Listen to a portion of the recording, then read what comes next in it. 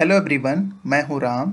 Session 59 of मार्ग में आप सभी का स्वागत है। प्रीवियस सेशंस में हमने सीखा था जीएसटी रिटर्न्स के बारे में कि जीएसटी रिटर्न्स क्या होता है, कितने टाइप्स के होते हैं जीएसटी रिटर्न्स, और अगर आप जीएसटी रिटर्न टाइम पर फाइल नहीं करते हैं तो क्या चार्जेबल होते हैं, मतलब कितना फाइन लगता है। ये सारी चीजें हमने प्रीवियस वाले सेशंस में डिस्कस किया था। तो अगर आप लोगों ने अभी तक नहीं देखा है तो वो जाकर देख सकते हैं। आज की क्लास में हम जो डिस्कस करने जा रहे हैं जीएसटी के अंदर reverse charge mechanism under GST, मतलब आरसीएम। तो देखेंगे कि इसमें आरसीएम क्या होता है, किस चीज पर एप्लीकेबल होता है आरसीएम, और कौन कौन से गुड्स या सर्विसेज ऐसे हैं जो गवर्नमेंट ने आरसीएम के अंदर रखा हुआ है, मींस आरसीएम के अंडर आते हैं, वो भी हम देखेंगे। उसके साथ देखेंगे कि इनपुट टैक्स क्रेडिट क्या होता है, मतलब आईटीसी क्या होता है अंडर जीएसटी, और इनपुट टैक्स क्रेडिट को कैसे सेट ऑफ करते हैं अगेंस्ट में सीजीएसटी, एसजीएसटी और आईजीएसटी के, मतलब कैसे ये सेट ऑफ होता है इनपुट टैक्स क्रेडिट, वो भी हम देखेंगे। तो चलिए हम स्टार्ट करते हैं अपना सेशन। तो सबसे पहले बात कर लेते हैं reverse charge under GST. Reverse charge mechanism,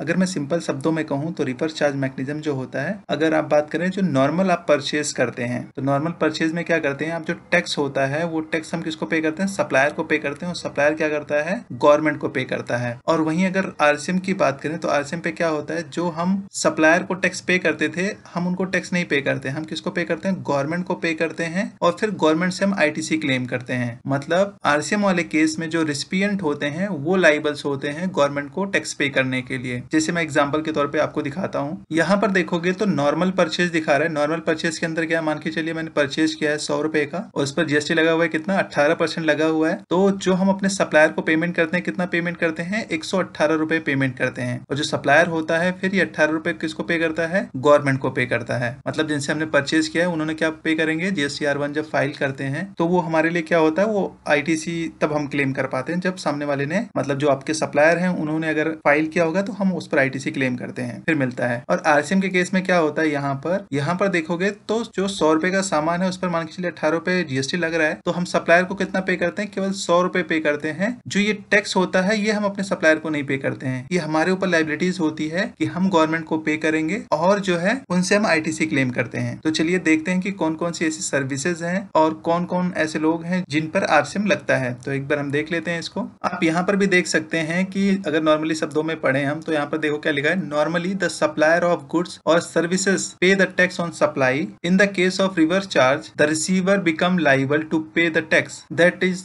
the chargeability get reversed. और आप सिंपल शब्दों में और भी कह सकते हैं कि reverse charge is the mechanism where the recipient of goods and services is liable to pay GST instead of the supplier. तो सिंपली शब्दों में ये कह सकते हैं कि जो रिसिपिएंट होता है वो लाइबल होता है पे करने के लिए सप्लायर की जगह पर। यहाँ पर देखोगे कब अप्लीकेबल हुआ था, reverse charge mechanism in case of supplies made by unregistered person to registered person deferred to 30th September 2019. Previously this provision was applicable from 1st October 2018. इसका सिंपली मतलब ये था कि गवर्नमेंट ने ना पहले ये लगाना चाहती थी कब से, 1 अक्टूबर 2018 से, बट गवर्नमेंट ने इसको थोड़ा सा डिले कर दिया और फिर कब अप्लीकेबल हुआ, 30 सितंबर 2019 से, कि जो अनरजिस्टर्ड पर्सन होते हैं अगर उनसे आप परचेज करते हो या कोई सर्विसेज लेते हो तो आप लाइबल होंगे आरसीएम पे करने के लिए। मतलब जो टैक्स होगा वो आपको सीधा गवर्नमेंट को पे करना है, ना कि आपको अनरजिस्टर्ड पर्सन को पे करना है। तो ये एक नोटिफिकेशन जारी हुआ था। इसके अलावा बाकी कौन कौन सी चीजों पे लगता है आरसीएम, चलिए हम देखते हैं। यहाँ बात कर लेते हैं कि किन किन चीजों पर जो है आरसीएम अप्लीकेबल होता है, मतलब किन पर अप्लीकेबल होता है। तो सिंपली शब्दों में यहाँ पर देखोगे तो क्या लिखा हुआ है, supply from an unregistered dealer to registered dealers. मतलब अगर आप रजिस्टर्ड डीलर हैं और अनरजिस्टर्ड डीलर से गुड्स या सर्विसेज लेते हैं तो उस केस में क्या होगा, आरसीएम अप्लीकेबल होगा। यहाँ पर देखो सिंपल शब्दों में क्या लिखा हुआ है, if a vendor who is not registered under GST supply goods to a person who is registered under GST, then reverse charge would apply.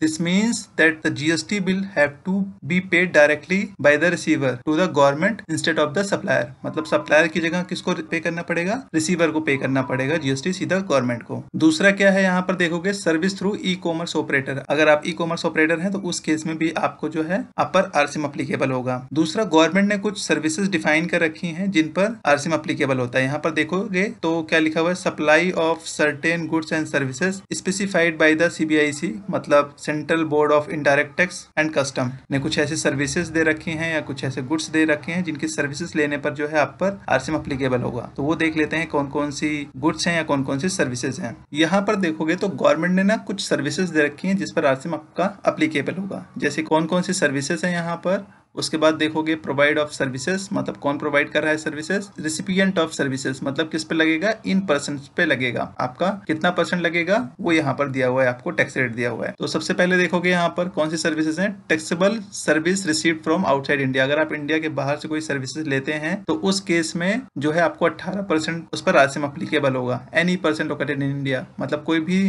Person जो है जो इंडिया में लोकेटेड है वो सर्विसेज रिसीव कर रहा है किससे, जो नॉन टैक्सेबल टेरिटरीज से, means person located in non taxable territories से अगर आप कोई भी सर्विसेज ले रहे हैं तो उस केस में आप पर 18% अप्लीकेबल होगा। ऐसी देखोगे यहाँ पर transfer of goods by roads, अगर आप जीटीए से कोई सर्विसेज लेते हैं, मतलब any factory, any society, any cooperative society, registered person, तो उस पर 5% अप्लीकेबल होता है। अगर लीगल सर्विसेज लेते हैं, मतलब लीगल सर्विसेज पे भी लगता है किस पर, इंडिविजुअल एडवोकेट हो या फर्म ऑफ एडवोकेट्स हो, अगर ये सर्विसेज प्रोवाइड करते हैं एनी बिजनेस और एंटिटीज को, तो उस पर भी 18% जो है आरसीएम अप्लीकेबल होता है। स्पॉन्सरशिप सर्विसेज, एनी पर्सन, अगर कोई भी पर्सन अगर स्पॉन्सरशिप की सर्विसेज प्रोवाइड करता है और any body corporate of partnership firm receive करती है सर्विसेज, तो उस केस में भी आपका 18% अप्लीकेबल होगा। यहाँ पर देखोगे तो इंश्योरेंस एजेंट पे भी लगता है आपका, अगर इंश्योरेंस एजेंट जो है इंश्योरेंस की सर्विसेज प्रोवाइड करता है किसको, person carrying on the insurance business, मतलब जो इंश्योरेंस का बिजनेस रन कर रहा होगा उस पर भी अप्लीकेबल होगा आरसीएम, कितना 18%। तो ये कुछ सर्विसेज हैं आपकी जिस पर आरसीएम अप्लीकेबल होता है। आई होप आप लोगों को आरसीएम का मतलब समझ में आया होगा। बाकी इसको हम और डिटेल में करेंगे जब हम प्रैक्टिस करेंगे। सॉफ्टवेयर के अंदर एंट्रीज कैसे करते हैं वो भी हम देखेंगे, किस तरीके से सेटअप करते हैं। मार्क के अंदर और टैली के अंदर दोनों के अंदर हम देखेंगे किस तरीके से आरसीएम की एंट्रीज को हम पास करते हैं। तो अभी हम अगले वाले पे चलते हैं,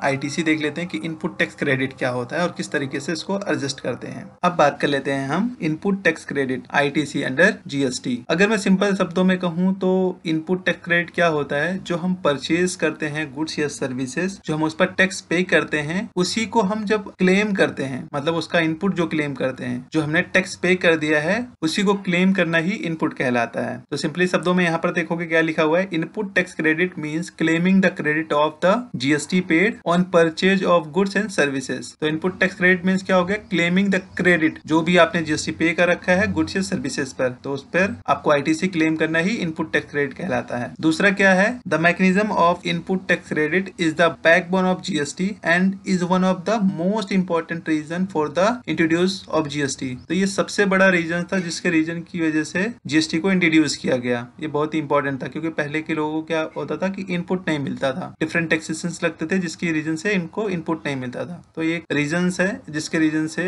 जीएसटी को भी इंट्रोड्यूस किया गया। ITC can be claimed by every registered taxable person, मतलब हर कोई आईटीसी क्लेम कर सकता है जो कि रजिस्टर्ड टैक्सेबल पर्सन है। जो भी रजिस्टर्ड है जीएसटी के अंदर रेगुलर डीलर्स में, वो इनपुट टैक्स क्रेडिट क्लेम कर सकते हैं। Dealer person registered under the composition scheme can not able to avail input tax credit on the goods. तो जो कंपोजिशन स्कीम के पर्सन है, मतलब जो कंपोजिशन स्कीम के अंडर आते हैं, वो जो है आईटीसी क्लेम नहीं कर सकते हैं, बाकी सभी लोग आईटीसी क्लेम कर सकते हैं। तो चलिए अब हम आगे बात कर लेते हैं अगले पॉइंट पर। आई होप आप लोगों को इनपुट समझ में आया होगा। इनपुट टैक्स क्रेडिट क्या होता है, सिंपली जो हमने परचेज करते टाइम टैक्स पे कर दिया होता है उसी को हम क्लेम करते हैं, मतलब जो हमने टैक्स कलेक्ट किया है उसके साथ हम एडजस्ट कर देते हैं। जैसे यहाँ पर देखोगे अभी हमने परचेज किया, कितने का परचेज किया, 100 रुपए का सामान परचेज किया है। इस पर इनपुट जीएसटी लगा कितने का, 18% का लगा, यहाँ पर 18 रुपए हो गया। टोटल वैल्यू हो गई 118 रुपए जो कि हमने परचेज किया था। अब जब हम इसे सेल करने जाएंगे तो जो टैक्स लगता है उसे हम क्या बोलते हैं, इसे बोलते हैं हम आउटपुट टैक्स। क्या बोलते हैं, आउटपुट टैक्स बोलते हैं। तो वो कितना हुआ आपका, यहाँ पर 36 रुपीज हो गया है। यहाँ पर 18% 200 का निकालेंगे तो 36 रुपए हो गया। तो टोटल वैल्यू कितनी होगी, 236 रुपए हो गई, जो कि हमने कस्टमर को सेल किया। तो यानी हमने कस्टमर से टैक्स कितना कलेक्ट किया, 36 रुपए, जो कि हमें गवर्नमेंट को पे करना है। अब यहाँ पर जब मैं गवर्नमेंट को पे करने चाहता हूँ तो हमने कितना कलेक्ट किया है, 36 रुपए कलेक्ट किया है, बट हमने कितना पे कर रखा है ऑलरेडी गवर्नमेंट को, 18 रुपए ऑलरेडी हमने पेमेंट कर रखा है गवर्नमेंट को। तो इसको जो क्लेम करते हैं ना, इसी को हम बोलते हैं इनपुट टैक्स क्रेडिट। और अभी हमें गवर्नमेंट को कितना पे करना है फिर, क्योंकि हमने जो है 18 रुपए ऑलरेडी पे कर रखा था परचेज के टाइम पर, तो मुझे कितना पे करना है, ओनली 18 रुपए ही मुझे पे करना है यहाँ पर, और नहीं पे करना है। तो इसी को हम क्या बोलते हैं, इनपुट टैक्स क्रेडिट बोलते हैं। इसी को हम आईटीसी क्लेम करना कहते हैं। आई होप आप लोगों को समझ में आया होगा। अब हम चलते हैं, देखते हैं कि किस तरीके से सेट ऑफ करते हैं। अब हम बात कर लेते हैं input tax credit of CGST SGST और आईजीएसटी की। मतलब कि जो इनपुट होता है, जो हमारा आईटीसी होता है, वो कैसे सेट ऑफ होता है, मतलब किस तरीके से एडजस्ट होता है। क्या मतलब हुआ? मतलब ये हुआ कि अगर आपका टैक्स जो है सीजीएसटी है, जो सबसे पहले एडजस्ट होता है, सीजीएसटी किसके साथ एडजस्ट होता है? सीजीएसटी के साथ एडजस्ट होता है। मान के चलिए कि आपका सीजीएसटी नहीं है तो किसके साथ एडजस्ट होता है? आईजीएसटी के साथ एडजस्ट हो जाता है। वैसे ही यहाँ पर देखोगे, अगर आपका एसजीएसटी है या यूटीजीएसटी है तो सबसे पहले किससे एडजस्ट होगा? एसजीएसटी या यूटीजीएसटी से एडजस्ट होता है। अगर आपके पास एसजीएसटी और यूटीजीएसटी नहीं होता है तो किसके साथ एडजस्ट होता है? आईजीएसटी के साथ एडजस्ट होता है। ऐसे ही अगला देखोगे, यहाँ पर जो आईजीएसटी है आपका, अगर आईजीएसटी आउटपुट होता है तो सबसे पहले इनपुट किस में से एडजस्ट होगा? ये आईजीएसटी में से एडजस्ट होता है। उसके बाद सीजीएसटी में से फिर एडजस्ट होता है, फिर उसके बाद एसजीएसटी में से एडजस्ट होता है। मतलब क्या हुआ? सबसे पहले आपका आईजीएसटी में से एडजस्ट होगा, उसके बाद यहाँ पर सीजीएसटी में से एडजस्ट होगा। अगर सीजीएसटी नहीं होता है तो आपके पास एसजीएसटी या तो फिर यूटीजीएसटी के साथ एडजस्ट होता है आपका। यहाँ पर देखोगे तो क्रेडिट ऑफ सीजीएसटी कैसे एडजस्ट होता है, यहाँ पर लिखा भी हुआ है, तो देख लेते हैं क्या लिखा हुआ है यहाँ पर। Allowed first for payment of CGST and the balance can be utilised for the payment of IGST. Credit of CGST is not allowed for the payment of SGST. मतलब क्या हुआ इसका? मतलब ये हुआ कि जो सीजीएसटी का अमाउंट है वो पहले सीजीएसटी के साथ एडजस्ट होगा, अगर सीजीएसटी नहीं है तो आईजीएसटी के साथ एडजस्ट होगा, अगर आईजीएसटी भी नहीं है तो ये नहीं है कि आपका एसजीएसटी के साथ एडजस्ट होगा। मतलब सीजीएसटी का साथ एसजीएसटी एडजस्ट नहीं होता है, सीजीएसटी के साथ आपका सीजीएसटी एडजस्ट होता है या फिर आईजीएसटी होता है। दूसरा यहाँ पर देखोगे क्रेडिट ऑफ एसजीएसटी या UTGST. Allowed first payment for payment of SGST UTGST and the balance can be utilized for the payment of IGST. Credit of SGST UTGST is not allowed for the payment of CGST. क्या मतलब हुआ? इसका मतलब ये हुआ कि जो SGST है, UTGST है,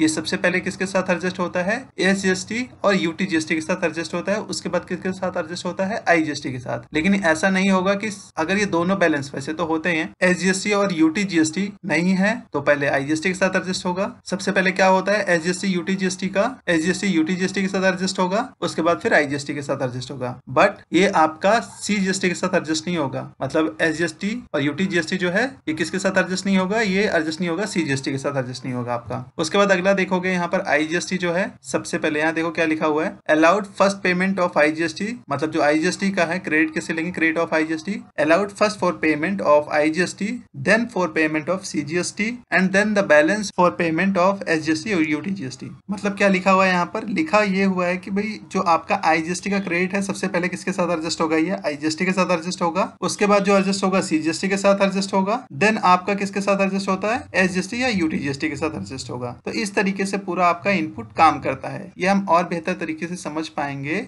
जब हम 3B रिटर्न्स फाइल करेंगे, तो देखेंगे किस तरीके से ये एडजस्ट होता है, किस तरीके से कौन कौन से सेटअप करते हैं और कैसे एडजस्टमेंट एंट्री को भी हम पास करते हैं सॉफ्टवेयर के अंदर। तो ये भी हम देखेंगे। तो आई होप आप लोगों को यहाँ तक समझ में आया होगा। आज के लिए फिलहाल हम इतना ही करेंगे, बाकी हम इसको नेक्स्ट सेशंस में करेंगे। तो आज की क्लास में हमने क्या सीखा? रिवर्स चार्ज मैकेनिज्म के बारे में कि रिवर्स चार्ज मैकेनिज्म क्या होता है, मतलब आरसीएम क्या होता है, किन पर आरसीएम एप्लीकेबल होता है, कौन कौन सी सर्विसेज ऐसी हैं जो गवर्नमेंट ने आरसीएम के अंदर रख रखा है, इनपुट टैक्स क्रेडिट क्या होता है, तो ये भी हमने देखा किस तरीके से सेट ऑफ करते हैं। ये सारी चीजें हमने आज की क्लास में सीखा। अगर आप लोगों को इसमें कुछ क्वेरीज हो, कुछ और भी चीजें जानना चाहते हो तो आप कमेंट बॉक्स में मैसेज कर सकते हैं। फिलहाल आज के लिए हम इतना ही करेंगे। अगर आप लोगों को वीडियो पसंद आई हो तो लाइक कीजिएगा, सब्सक्राइब कीजिएगा, शेयर कीजिएगा और कुछ क्वेरी हो तो कमेंट कीजिएगा। Thank you.